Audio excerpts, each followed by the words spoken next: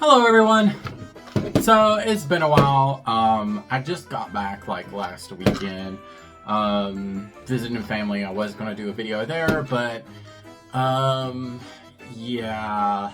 I forgot my light and just kind of busy and louder there. So I thought I'd wait and do this unboxing when I got back. The Nendoroid we are unboxing today is kind of a nostalgia for me. Probably my early college years, I really got into the Holic manga.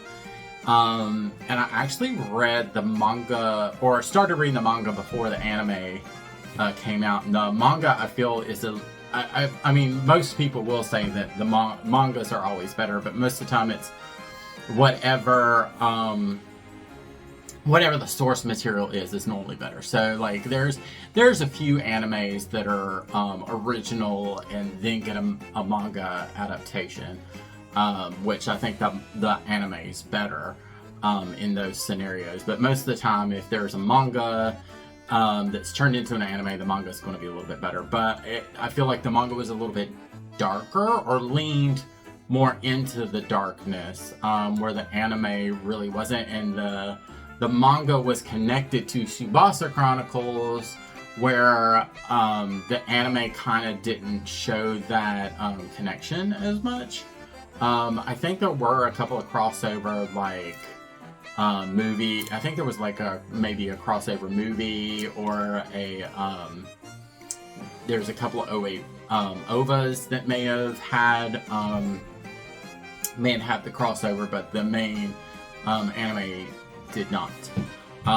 But this is, like I said, this is from Holic. It's Yuko Ichihara, I think is how you say it. The box got a little bit damaged from me moving it back and forth. But I'm definitely keeping her. Now, the only thing about these Nendoroids, because I haven't gotten Watanuki, I've been kind of on the, I don't know if I want to get Watanuki, because Yuko is my favorite character. But I'm kind of leaning toward getting him. But the only thing about these Nendoroids is they're kind of limited as far as like their poses and their faceplates. Like she only gets one faceplate, and she's sitting. That's it. Like you don't get any standing poses, which I would have really liked her to have been. Like my preference, I'm gonna get it regardless because it's Yuko, but my preference would have been the kind of garb that she's known for in Tsubasa Chronicles, like her kind of like ceremonial Dimension Witch outfit, and she would have been standing in that. Also, I'm still kind of salty for them not including a black Makona with either one of these, because they're including a white Makona with the Tsubasa Chronicles Shoron that's coming out, but we don't have a black Makona, and the black Makona is the drinking Makona, and he's my favorite because of that. Anyways, the box, even though damaged, it still has like these like little swirly smoke designs, which is really nice as far as like unique boxes go. And of course the top and the bottom are just the white normal Nendoroid box. Anyways, I don't know how many poses I'm going to do on this review, but I figured I'm going to go ahead and open her up and see what we can do. So here she is out of the box. I'm just going to do her this way this time. She comes with her chair, of course. There's her sitting. It looks like she has a couple alternate hands and like one alternate arm. She comes with her pipe and the smoke, which is really cool because you don't really see many characters with smoking accessories anymore, even if they do smoke. I know her scale figure that recently came out that I've been eyeing every once in a while. I know that one she's not smoking, and so it's kind of cool because she really does, you know, smoke whatever in the manga, and I believe in the anime. I'll have to go back and watch it. I haven't watched it forever. But anyway, she also comes with this huge, gigantic vase, which I'm praying that I don't have to use, and a little stand. And I'm like, okay, why is the stand for the chair? Because she's not like really standing on anything, so it's like I just really don't get that. If the chair cannot sit on its own, I'm probably going to be really angry. Because that was the only saving grace for them, like not including a standing pose. Was like, okay, well, if she can't, you know, if she can't stand, at least I don't have to worry about a stand. But then again, most of her outfits would have probably been able to stand on their own anyway. And you do get this nice, like, little swirly background on the inside of the box, too. But anyways, I'm going to go ahead and open her up and put her in a couple of poses. Okay, so here she is in her first pose. And I have to say, I've already found something wrong with her hair. As usual, I normally go through the hair and look. But I don't know if you can quite see it, but there's like this like scratched area right there.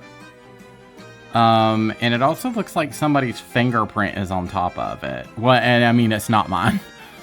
But yeah, definitely going to have to contact them about that.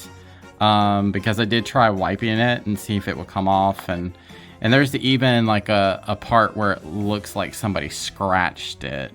Other than that, there is a pretty noticeable, I'm going to contact them and see. Well, I'm probably not going to contact them about this one. But I think that's a seam line right there, which is just really wild, to have that noticeable of a seam line.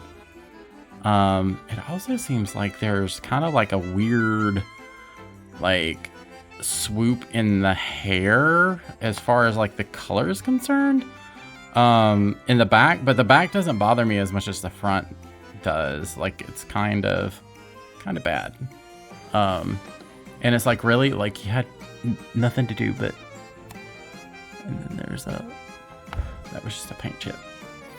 The kimono is actually really pretty though.